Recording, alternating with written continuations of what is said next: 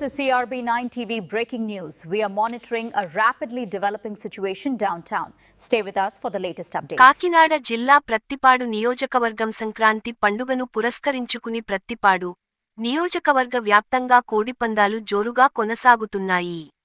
ఈ కోడిపందాల్లో భాగంగా ప్రత్తిపాడు మండలంలో గజ్జనపూడి, శరభవరం గ్రామాల మధ్య నిర్వహించిన కోడిపందాలు ప్రత్యేక ఆకర్షణగా నిలిచాయి. గజ్జనపూడి, శరభవరం గ్రామాలకు చెందిన ప్రజలు ఒకేచోట సమీకృతమై మొత్తం 18 కోడిపందాలు నిర్వహించారు. నిబంధనల ప్రకారం 10 పందాలు గెలిచిన వర్గానికి బహుమతిగా పల్సర్ బైక్ అందజేస్తామని పందెపురాయుళ్లు ముందుగానే ఒప్పందం కుదుర్చుకున్నారు.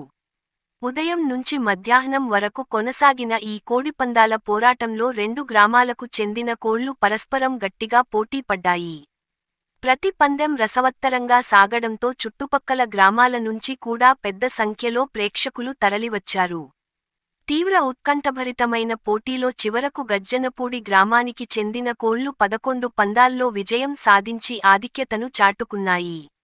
ఈ విజయంతో గజ్జనపూడి గ్రామానికి చెందిన దాకారపు కృష్ణ వర్గానికి చెందిన పందెపురాయుళ్లు ముందుగా కుదుర్చుకున్న ఒప్పందం ప్రకారం పల్సర్ బైక్ను గెలుచుకున్నారు.